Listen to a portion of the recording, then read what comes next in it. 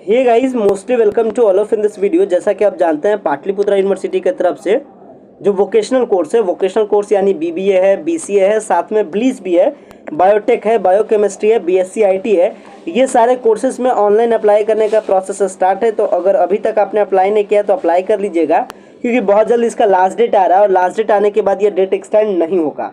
क्योंकि आपके लिए पाटलिपुत्र यूनिवर्सिटी बहुत ही जिद्दोजहद के बाद इसको स्टार्ट की है और सरकार के फैसला के खिलाफ में स्टार्ट किया, मतलब सरकार के द्वारा अप्रूवल नहीं मिला था, फिर भी स्टार्ट की है। और इसी को लेकर के पेपर में एक बहस का कटिंग आया कि क्या पाटलिपुत्र यूनिवर्सिटी में जो वोकेशनल कोर्स का जो एडमिशन होने वाला है, क्या फिर से अटक जाएगा या नहीं अटकेगा, और जो सारे कोर्सेज को लेकर के जो स्टार्ट किया है वो कौन कौन से कोर्सेज हैं, साथ में कर सकते हैं, कितना इसका कट ऑफ बनने का उम्मीद है। मतलब इस वीडियो में आपको बताने वाला हूँ कट ऑफ के बारे में कि कितना परसेंट कट ऑफ जाएगा बीसीए के लिए, कितना परसेंट कट ऑफ जाएगा बीबीए के लिए, बीएससी आईटी के लिए, बायोटेक के लिए, ब्लीस के लिए।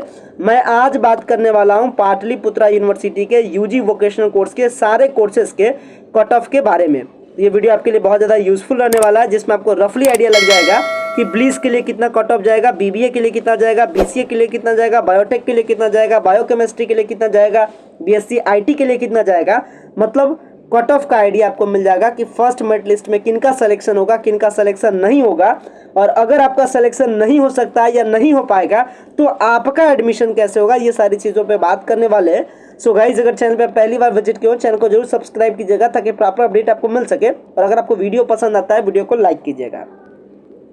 सबसे पहली बात, सारी इन्फॉर्मेशन को स्टार्ट करने के लिए सबसे बेसिक चीज़ों से पहले बात आपको बताता हूँ। देखिए, पाटलिपुत्र यूनिवर्सिटी में जो सीट है वो लिमिटेड है। सीट कितना लिमिटेड है? 5500 सीट है, और 5500 सीट पे जो तकरीबन अप्लाई जाएगा वो आपका उम्मीद है कि 30,000 के आसपास अप्लाई जाएगा।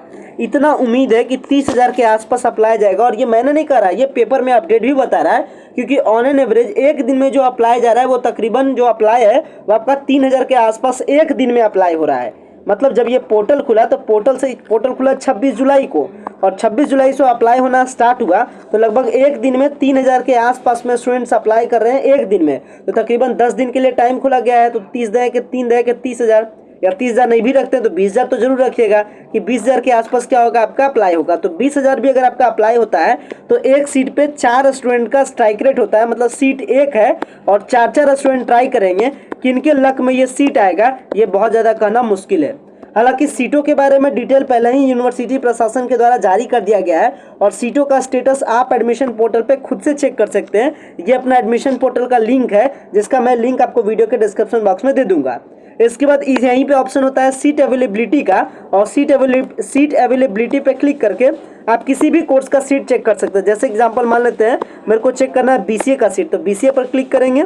यहाँ पे चूज करेंगे सब्जेक्ट ग्रुप का कंप्यूटर एप्लीकेशन, डिस्ट्रिक्ट चूज करेंगे पटना या नालंदा, जहाँ का देखना रहे शो कीजिएगा, तो आपको दिखा देगा सीट के बारे में। सीट देखिए, एएन कॉलेज पटना सबसे टॉप कॉलेज है, 120 सीट है। तो 120 सीट पे लगभग कर सकते हैं, इस 120 सीट पे यानी टॉप कॉलेज के सीट पर हजारों स्टूडेंट्स ट्राई करेंगे। तो सीट 120 है, और तकरीबन यहाँ के सीट के लिए जो स्टूडेंट्स अप्लाई करेंगे वो उम्मीद है कि 1500 के आसपास स्टूडेंट ट्राई करेंगे इस एएन कॉलेज का सीट लेने के लिए, इस कॉलेज ऑफ कॉमर्स का सीट लेने के लिए, जेडी वुमेन्स कॉलेज का सीट लेने के लिए। यानी कंपटीशन बहुत ज़्यादा टॉप है, कंपटीशन बहुत ज़्यादा हाई है। और ध्यान रखिएगा, जहाँ सीट ज़्यादा है समझ लीजिए वो सबसे टॉप कॉलेज है। जैसे टॉप कॉलेज कौन है? An college. टॉप कॉलेज कौन है? College of commerce. Top college कौन है? JD women's college. Top college कौन है? यहाँ जो आपको जिस कॉलेज में सीट ज़्यादा दिख रहा है, टॉप कॉलेज कौन है? BD college, BS college, GJ college. इसके बाद अपना टॉप कॉलेज के लिस्ट में अगर आगे बढ़े तो मालतीधरी है, आरएसवाई है, आरकेडी है। तो यहाँ सीट से ही आपको देख लीजिएगा, टीपीएस कॉलेज भी टॉप है, 120 सीट है।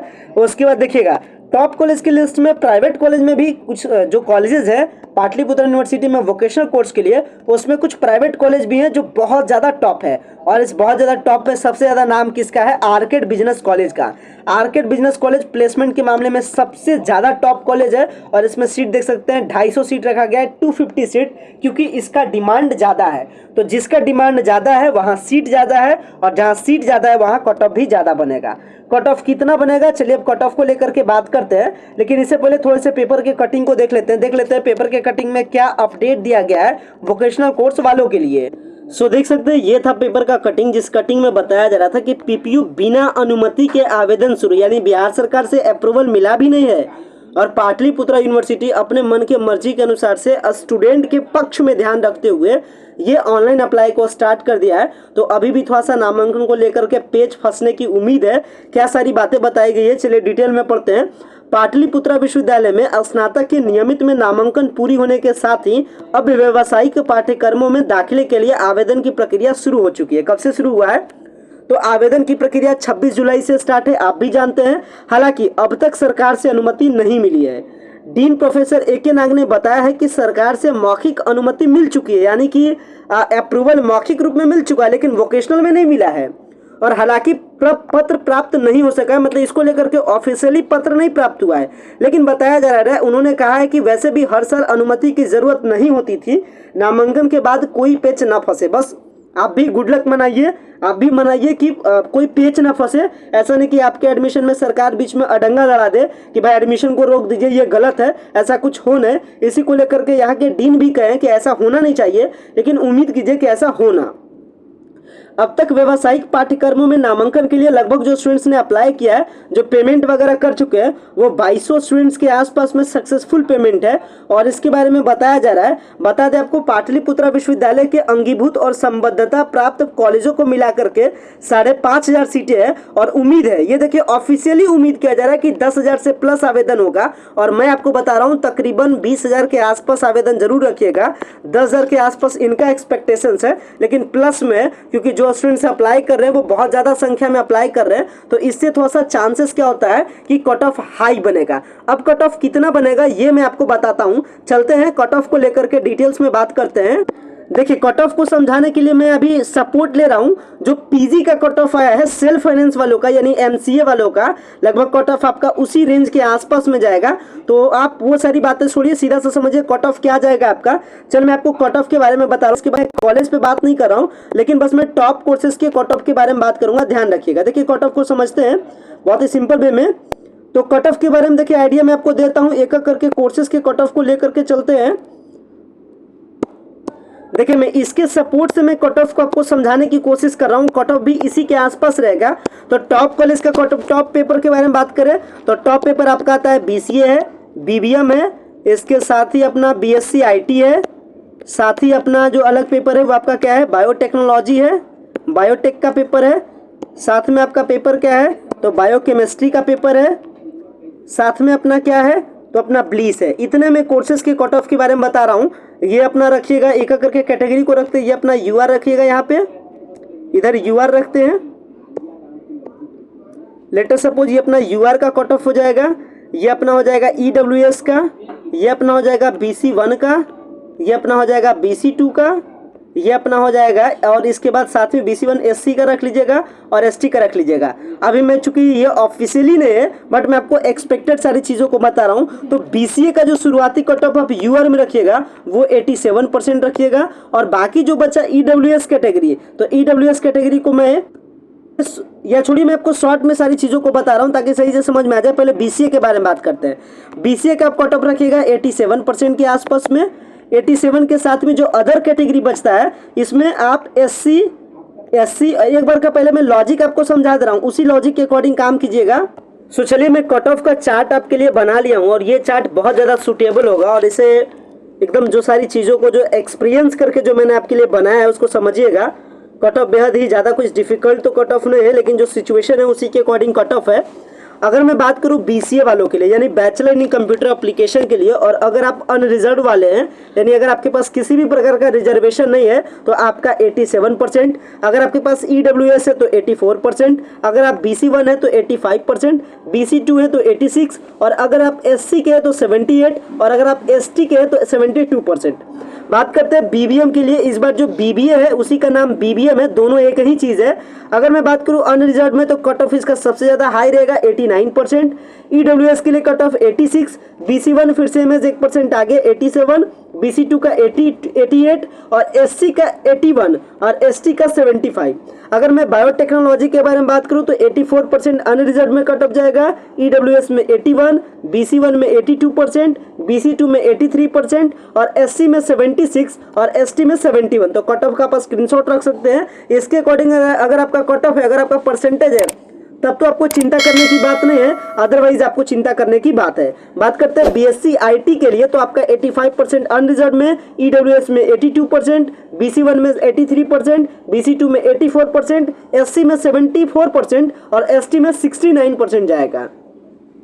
अगर मैं बात करूं ब्लीस कोर्स के बारे में यानी बैचलर इन लाइब्रेरी साइंस के बारे में, तो यूआर में जाएगा 79%, ईडब्ल्यूएस में जाएगा 72%, बीसी1 में 74, बीसी2 में 76 और एससी में 64 और एसटी में 58%। सबसे कम कट ऑफ जाएगा 58 एसटी का और ब्लीस कोर्स में जाएगा। अगर मैं बात करूं बायोकेमिस्ट्री में, तो 83% जाएगा यूआर में और इसके बाद ईडब्ल्यूएस में जाएगा 79, बीसी1 में 81, बीसी2 में 82% और एससी में 71 और एसटी में 65%। तो ये आपका कट ऑफ का रेंज है, आप इसका स्क्रीनशॉट रख सकते हैं। चलिए आप इसका स्क्रीनशॉट ले लीजिए ताकि आपको क्या हो बेहतर हो समझने में, और आप इसका स्क्रीनशॉट रख सकते हैं। लीजिए स्क्रीनशॉट ले लीजिएगा ताकि आप क्या जिस अकॉर्डिंग मैंने आपको कट ऑफ बताया वो बहुत ही मैंने सोच समझ के आपको कट ऑफ बताया। तो अगर आपका इतना परसेंटेज होगा तब तो चिंता करने की कोई बात नहीं है। और इस बार मैक्सिमम उम्मीद है कि फर्स्ट लिस्ट से सेकंड लिस्ट होते होते तक सारी सीटें खत्म हो जाएगी, क्योंकि इस बार अप्लाई करने वाले बच्चे ज़्यादा हैं, स्टूडेंट ज़्यादा हैं, सीट कम है। क्योंकि हर बार सीट इतना ही रहता था, हर साल 5500 ही सीट रहता था, लेकिन अप्लाई करने वाले स्टूडेंट ज़्यादा नहीं होते थे। लेकिन इस बार अप्लाई करने वाले और स्टूडेंट की संख्या ज़्यादा है, सीट लिमिटेड है, तो सीट पहले से लेकर के दूसरे लिस्ट होते होते तक सीट खत्म हो जाएगा। क्योंकि अगर आप देख रहे हैं 120 सीट, तो 120 सीट में हर कैटेगरी का अपना अपना सीट है।